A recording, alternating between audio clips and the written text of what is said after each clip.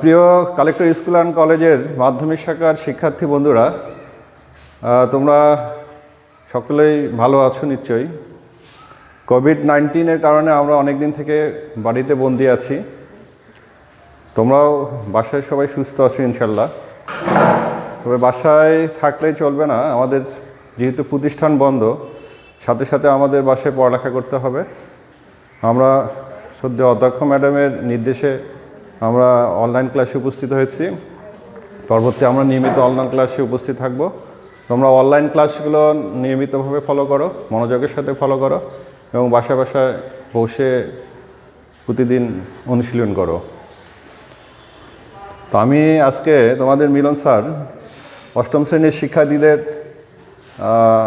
সপ্তম অধ্যায়ের পৃথিবী ও মহাকর্ষ বল নিয়ে আলোচনা করব। তো তোমরা সবাই মনোযোগী হও, খাতা কলম নিয়ে একটু বসে পড়ে আমরা একটু মনোযোগের সাথে দেখি। আমরা সৌরজগৎ সম্বন্ধে জানি। সৌরজগতের সূর্যের চারদিকে গ্রহ নক্ষত্রগুলো অনবরত ঘুরছে। এক একটা গ্রহকে কেন্দ্র করে উপগ্রহগুলো অনবরত ঘুরঘুর করছে। আমরা যদি আমাদের বাড়ির চারপাশে অনেক ঘটনা অবলোকন করি, যেমন একটা ক্রিকেট বলকে যদি আমরা উপরের দিকে ছুঁড়ে মারি, ক্রিকেট বলটা আবার কিছুক্ষণ পর পৃথিবীতে ফিরে আসে। আমরা যদি উপরে লাফ মারি, আবার পৃথিবীতে ফিরে আসি। যে এই যে কোনো জিনিস উপরে মারলে আবার নিচে ফিরে আসে, বা উপরে লাফ দিয়ে আমরা কেন নিচে ফিরে আসতেছি, এর কারণ সেটা হলো আমাদের আজকের যে আলোচ্য বিষয়, সেটা হলো মহাকর্ষ বল। 1600 শতাব্দীতে আইজ্যাক নিউটন এই বল সম্বন্ধে ধারণা দেন। তোমরা সবাই হয়তো আইজ্যাক নিউটনের সেই গল্পের কথা জানো। একদিন আইজ্যাক নিউটন বাড়ির পাশের বাগানে, আপেল বাগানে বসে বই পড়ছিলেন। এমন সময় উনি দেখতে পেলেন যে উপর থেকে একটা আপেল নিচে পড়লো। এখান থেকে ওনার একটা চিন্তা উদ্গ্রীব হলো, আসলে আপেলটা উপরে না যেয়ে বামে ডানে ফাঁকা জায়গায় না যেয়ে নিচে পড়লো কেন। এই চিন্তা থেকে কিন্তু উনি এই মহাকর্ষ বল সম্বন্ধে ধারণা লাভ করেন এবং আমাদেরকে এই বল সম্বন্ধে অনেক তথ্য দেন। তো আজকের পাঠ শেষে আমরা যে জিনিসগুলো জানবো, সেটা হলো যে মহাকর্ষ বল কি তা জানতে পারবো। মহাকর্ষ এবং অভিকর্ষ বলের মধ্যে পার্থক্য আমরা বুঝতে পারবো। মহাকর্ষ সূত্র সম্বন্ধে জানতে পারবো। মহাকর্ষ সূত্রের গাণিতিক ব্যাখ্যা আমরা দিতে পারবো। মহাকর্ষ ত্বরণ সম্পর্কে জানতে পারবো। তো শিক্ষার্থী বন্ধুরা, আজকে যে জিনিসটা প্রথমে আমরা আলোচনা করবো, সেটা হলো মহাকর্ষ বল। মহাকর্ষ বল। আচ্ছা, আমরা বল সম্বন্ধে তো জানি। আসলে বল আমরা দেখতে পারি না, ছুঁতে পারি না, অনুভব করতে পারি। মহা মানে কর্ষ মানে আকর্ষণ, মহা মানে বিশাল। আসলে আমাদের এই মহাবিশ্বের প্রতিটি বস্তুকণাকে নিজের দিকে আকর্ষণ করে। এই যে মহাবিশ্বের প্রতিটি বস্তুকণা নিজের যে আকর্ষণ করতেছে, এই আকর্ষণ বলকে কিন্তু আমরা মহাকর্ষ বল বলি। উদাহরণস্বরূপ আমরা বলতে পারি যে আমরা চেয়ার টেবিলকে আকর্ষণ করতেছে, ফ্যান টেবিলকে আকর্ষণ করতেছে, আমি টেবিলকে আকর্ষণ করতেছি, তোমরা আমাকে আকর্ষণ করতেছ। এই যে পৃথিবীর বা মহাবিশ্বের প্রতিটি বস্তুকণার মধ্যে যে আকর্ষণ বল, এই আকর্ষণ বলটার নামই হলো মহাকর্ষ বল। এখন প্রশ্ন আসতে পারে যে আসলে যে এই মহাবিশ্বের প্রতিটি বস্তুকণাকে আসলেই আকর্ষণ করে। মহাবিশ্বের প্রতিটি বস্তুকণা যেখানেই থাকুক না কেন, যে অবস্থায় থাকুক না কেন, যে অবস্থানে থাকুক না কেন, যত দূরেই থাকুক না কেন, প্রতিটি বস্তুকণাকে নিজের দিকে আকর্ষণ করে। এই আকর্ষণ বল আমরা আসলে বুঝতে পারি না। কেন বুঝতে পারি না? যে আসলে আকর্ষণ বলের মানটা খুব ছোট। আকর্ষণের বলের মানটা খুব ছোট। এই কারণে আমাদের প্রশ্ন আসতে পারে যে আমি যদি চেয়ারকে আকর্ষণ করি, চেয়ারকে যদি টেবিলকে আকর্ষণ করে, তাহলে টেবিল চেয়ার সবগুলো আস্তে আস্তে একসঙ্গে আসার কথা। একটা লোহা যেমন চুম্বককে আকর্ষণ করে, লোহা যেমন চুম্বকের কাছাকাছি আসে, এরকম এই আকর্ষণ বলের কারণে সব বস্তুগুলো আসলে এক জায়গায় আসার কথা, কিন্তু সেটা আমরা অনুভব করতে পারি না। একমাত্র তার কারণ হলো এই বলের মানটা এত ছোট যেটা আমরা অনুভব করতে পারি না। তাহলে মহাকর্ষ বল হলো সেই বল যে মহাবিশ্বের প্রত্যেকটা বস্তুকণাকে নিজের দিকে আকর্ষণ করতেছে বা নিজের কেন্দ্রের দিকে আকর্ষণ করতেছে। আকর্ষণ বলাই হলো মহাকর্ষ বল। মহাকাশের মালের মান খুবই ছোট বলে আমরা এই বলকে আকর্ষণ করতে পারি না। এখন আমাদের স্বভাবতই প্রশ্ন জাগতে পারে যেহেতু তোমরা বলতে পারো যে স্যার এই এই বলটা আসলে কেন কেন তৈরি হচ্ছে বা কেন কোথা থেকে বলের সৃষ্টি, আসলে বিজ্ঞানীরা আবিষ্কার করছেন যে আমাদের এই প্রকৃতিতে কিছু কিছু কণিকা আছে, এর মধ্যে কিছু স্থায়ী কণিকা, কিছু অস্থায়ী কণিকা। অস্থায়ী কণিকার মধ্যে একটা হলো গ্র্যাভিটন। এই গ্র্যাভিটন নামক যে কণিকা, যে কণিকাগুলো অস্থায়ী এবং এই গ্র্যাভিটন কণিকাগুলো প্রত্যেকটা বস্তু থেকে নির্গত হচ্ছে, একটা বস্তু থেকে নির্গত হচ্ছে আরেকটা বস্তুর মধ্যে যাচ্ছে। দুটি বস্তুর মধ্যে এই অদৃশ্য গ্র্যাভিটন কণিকার পারস্পরিক আদান প্রদানের কারণে প্রতিটি বস্তুর মধ্যে একটা বলের সৃষ্টি হচ্ছে। এই বলটাই হলো মহাকর্ষ বল, এবং এই কারণেই এই বলটার ইংরেজি আমরা নাম বলি গ্র্যাভিটেশনাল ফোর্স বা মহাকর্ষ বল। তাহলে আমরা এখন যে জিনিসটাতে আসবো সেটা হলো অভিকর্ষ বল। অভিকর্ষ বল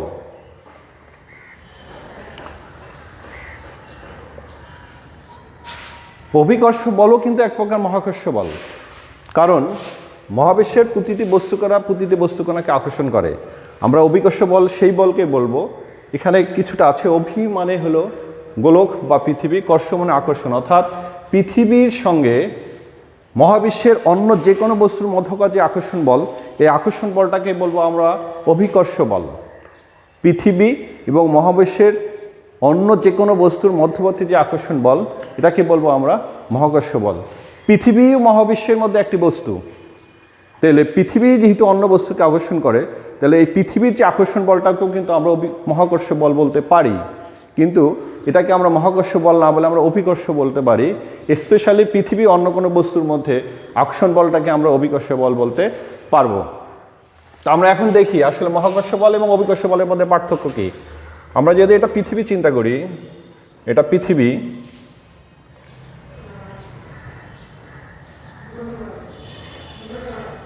এটা পৃথিবীর উপরে একটা চাঁদ, আচ্ছা পৃথিবীর মধ্যে একটা হলো আপেল ফল।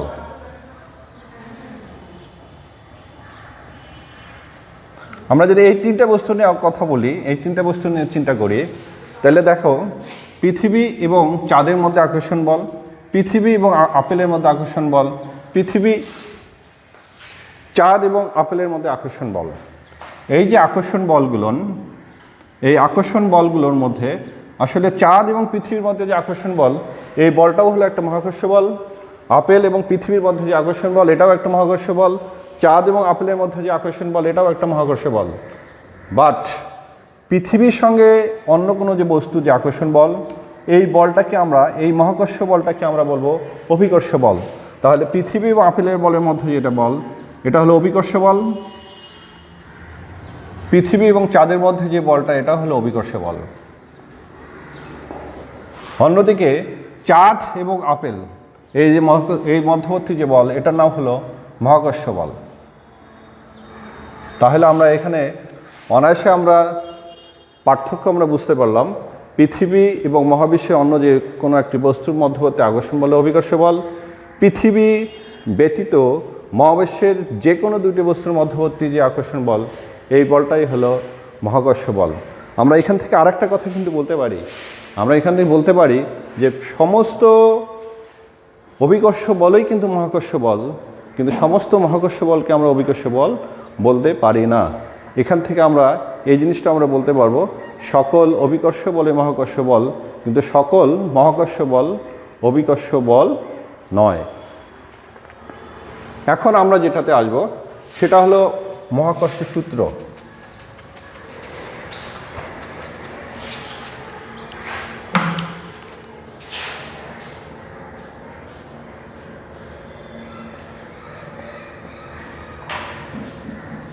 এই মহাকর্ষ বল মূলত তিনটি বস্তুর উপর নির্ভর করবে, তিনটি বিষয়ের উপর নির্ভর করে।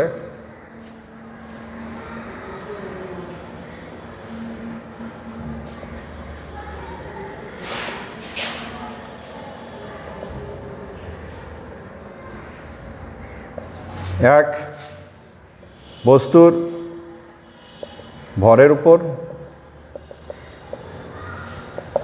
দুই, বস্তুর মধ্যবর্তী দূরত্বের উপর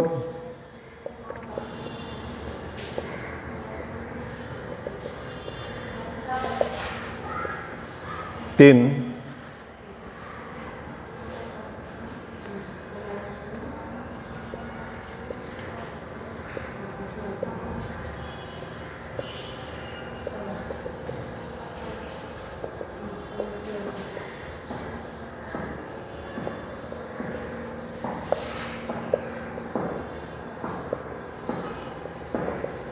তোমরা দেখো এই বলটা এই জিনিসগুলোর উপর নির্ভর করে, বস্তুর ভরের উপর, বস্তুর মধ্যবর্তী দূরত্বের উপর, এবং এই বলটা কোনো অবস্থায় বস্তুর আকার এবং প্রকৃতির উপর নির্ভর করে না। আমরা প্রথমটা নিয়ে কথা বলি যে বস্তুর ভরের উপর নির্ভর করে এই বল, অর্থাৎ বস্তুর যে দুটো বস্তুর মধ্যে এই বলটা কাজ করছে সেই বস্তুর ভরের উপর এই বল নির্ভর করে। বস্তুর ভর যদি অনেক বেশি হয় তাহলে বলের মানটা হবে বেশি, বস্তুর ভর যদি কমে যায় তাহলে বলের মানটা কমে যাবে। 2 নম্বর হলো যে বস্তুদের মধ্যবর্তী দূরত্বের উপর, বস্তুদের মধ্যবর্তী দূরত্ব যদি কম হয় তাহলে আকর্ষণ হবে বেশি, বস্তুদের মধ্যবর্তী দূরত্ব যদি বেশি হয় তাহলে আকর্ষণ বলের মান হবে কম। অন্যদিকে এই বলটা বস্তুদ্বয়ের মধ্যবর্তী সংযোগ সরলরেখা বরাবর ক্রিয়া করে। আর একটা জিনিস হলো এই বল কখনোই বস্তুর আকার এবং প্রকৃতির উপর নির্ভর করবে না, অর্থাৎ বস্তুর আকার যাই হোক, গোলাকার হোক, বক্রাকার হোক, আয়তাকার হোক বা বস্তু যে কোনো উপাদানে তৈরি হোক না কেন সেই বস্তুর উপর উপাদান এবং প্রকৃতির উপর নির্ভর করবে না।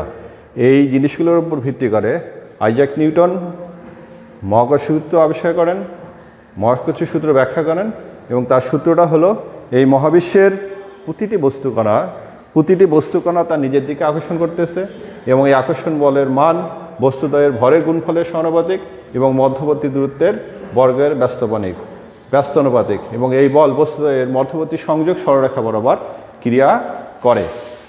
আমি আবার বলছি মহাকর্ষ সূত্রটা যে মহাবিশ্বের প্রতিটি বস্তুকণা তা পরস্পর নিজের দিকে আকর্ষণ করে এবং এই আকর্ষণ বলের মান বস্তুদ্বয়ের ভরের গুণফলের সমানুপাতিক এবং মধ্যবর্তী দূরত্বের বর্গের ব্যস্তানুপাতিক।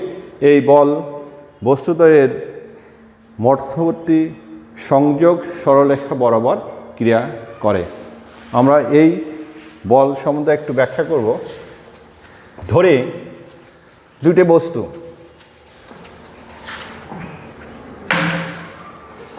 এখানে দুটি বস্তু, এখানে এটা হলো M1 বস্তু, এটা হলো M2 বস্তু।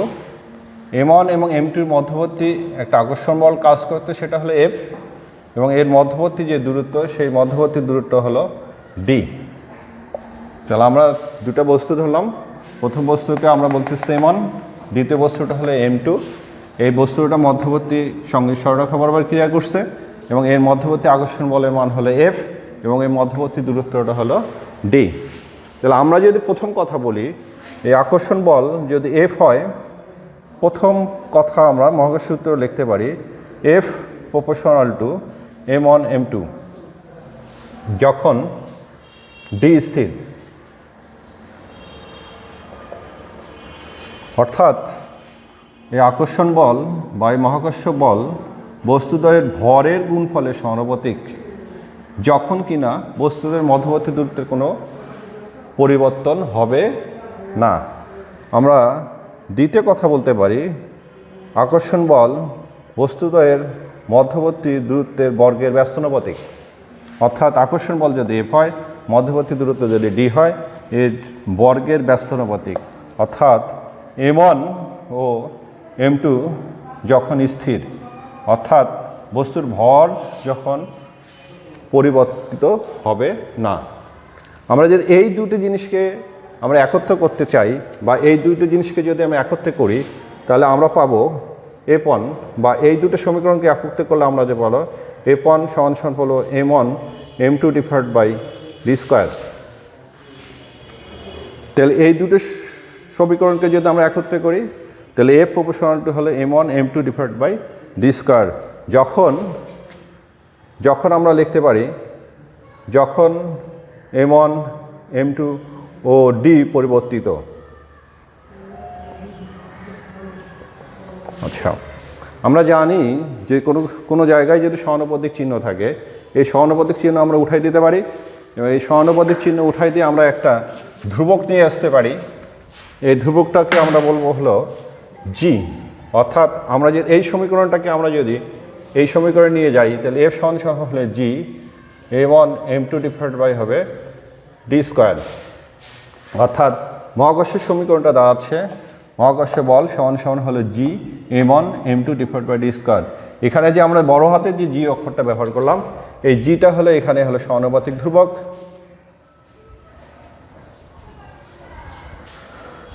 যেটা হলো সমানুপাতিক ধ্রুবক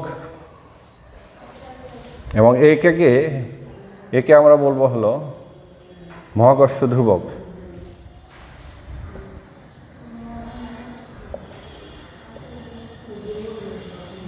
একে মহাকর্ষ ধ্রুবক বলে এবং এই ধ্রুবকটা হলো সার্বজনীন ধ্রুবক। ধ্রুবক হলো যে এর একটা জির একটা নির্দিষ্ট মান আছে, যে মান কোনো সময় পরিবর্তিত হবে না, যে সময় সবসময় নির্দিষ্ট থাকবে।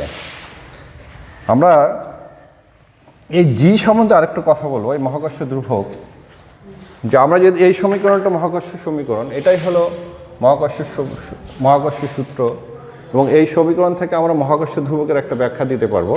যেমন আমরা যদি এই সমীকরণটাকে নিয়ে কথা বলি, যে আমরা জানি মহাকর্ষ সূত্র থেকে আমরা জানি এফ সমান সমান G m1 m2 divide by D square. যেখানে আমরা বলছি এই এফটা হলো মহাকর্ষ বল, জিটা হলো মহাকর্ষীয় ধ্রুবক, m1টা হলো প্রথম বস্তুর ভর, m2 হলো দ্বিতীয় বস্তুর ভর, আর ডিটা হলো দ্বৈত বস্তুর মধ্যবর্তী দূরত্ব। তাই যদি হয়, এই সমীকরণটাকে যদি আমরা লিখতে পাই, তাহলে জি m1 m2 সমান সমান লিখতে পারবো আমরা এফ ডি স্কোয়ার, বা এখানে জি সমান সমান লিখতে পারবো F D square divide by কি লিখতে পারবো m1 m2। তাহলে আমরা এই সমীকরণটাকে যদি 2 নং সমীকরণ দিই, তো 2 নং সমীকরণ থেকে আমরা কিন্তু এই জি সম্বন্ধে একটা সংজ্ঞা দিতে পারবো, এই মহাকর্ষ ধ্রুবকের আমরা সংজ্ঞা দিতে পারবো। 2 নং সমীকরণে আমরা যদি দেখো, 2 নং সমীকরণে যে আমরা যদি চিন্তা করি যে একটা বস্তু m1 যার ভর কিনা 1 কেজি, m2 বস্তু যার ভর কিনা 1 কেজি, m2 বস্তু এবং m1 বস্তুর মধ্যবর্তী ডি যার দূরত্ব কিনা 1 মিটার। আমরা যদি এই মানগুলো 2 নং সমীকরণে বসাই, তাহলে আমরা জি থেকে পাবো জি সমান সমান পাবো এফ 1 ডিভাইড বাই 1 ইন্টু 1, বা আমরা এখানে জি সমান সমান পাবো এফ। অর্থাৎ এখান থেকে আমরা কিন্তু মহাকর্ষ ধ্রুবক সংজ্ঞা দিতে পারি। অর্থাৎ 1 কেজি ভরে দুটি বস্তু, এটাও 1 কেজি, এটাও 1 কেজি, এই মহাকর্ষীয় বল কাজ করতেছে এফ, মধ্যবর্তী দূরত্ব হলো ডি যা কিনা 1 মিটার। তাহলে আমরা বলতে পারি যে 1 কেজি ভরে দুটি বস্তু পরস্পর যদি 1 মিটার দূরে অবস্থান করে, তাহলে পরস্পর যে বলে আকর্ষণ করে এই বলের মানটুকুই হলো মহাকর্ষ ধ্রুবকের মান। মহাকর্ষীয় ধ্রুবক এর মান হলো 6.673 গুণন 10⁻⁻11 newton metre square K G inverse 2। আমরা এই সূত্র থেকেও আমরা মহাকর্ষ ধ্রুবকের সংজ্ঞা দিতে পারবো।